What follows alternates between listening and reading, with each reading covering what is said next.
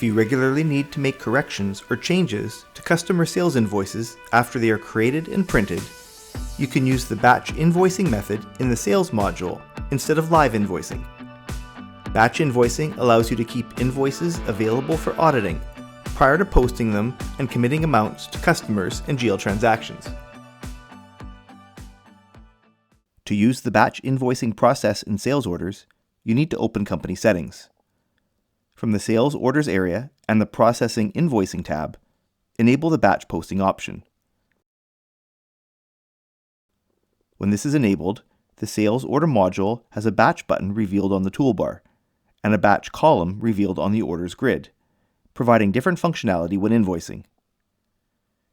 Creating and processing sales orders works in exactly the same way as when batch posting is disabled.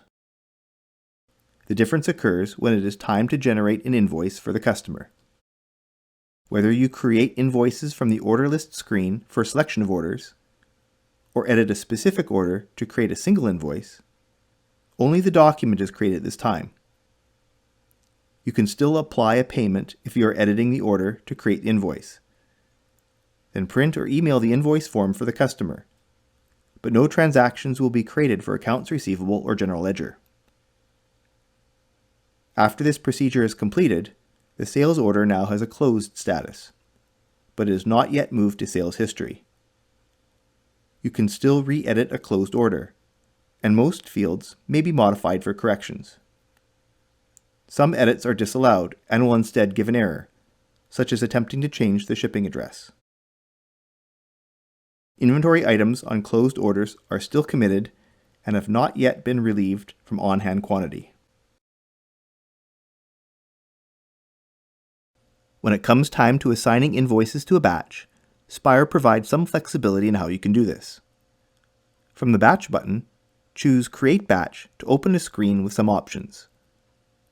You can create a new batch using the next internal batch sequence number, or append invoices to an existing open batch not yet posted. One way to populate an invoice batch is to choose orders that have already been closed, either with any invoice date or restricted to orders with a selected date. You can optionally print reports either to list all the invoices in the batch or create the invoice forms to print or email for customers, and the general ledger transactions that will result when the batch is posted. You can even post the batch now or wait for later. Typically, using batch invoicing means that you want to accumulate and verify invoices before posting. Therefore, often the batch is not posted at this time.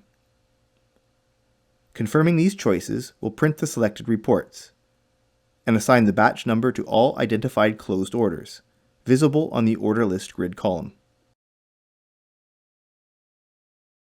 The other way to assign orders to batches is to select one or more orders from the list, even if they have not yet been invoiced and closed, and use the same Create Batch process from the Batch button.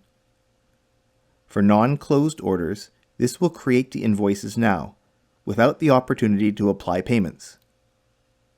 For the selection criteria, choose Selected Orders. All of their settings work in the same way, including whether you create or append to a batch.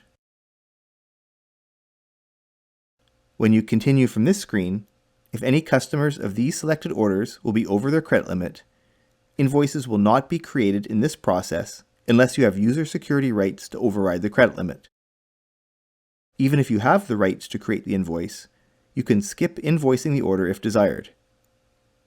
All newly invoiced orders will have an invoice number and date assigned, and the respective batch number assigned to all. After orders have been closed and added to batches, it is not too late to make corrections or order selections. If you didn't want one or more particular orders to belong to a batch, you can highlight those orders on the list. Then from the Batch button, choose Remove from Batch.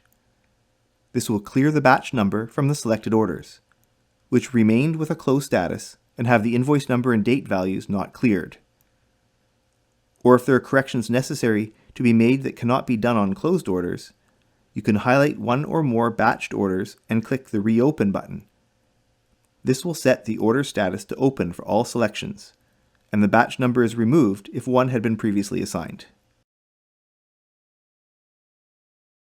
When you are ready to commit one or more invoice batches as transactions, from the Batch button, select View Batch List. This screen lists previously created batches, either open or already posted. Reports are available to print for an invoice listing within selected batches, and invoice forms to print or email to customers. For a single batch, you can print a trial posting to see the GL transactions that will be created, to ensure amounts are as expected. And when you are ready, choose one or more batches to post, which will create the general ledger transactions and any accounts receivable invoice posted to customer accounts.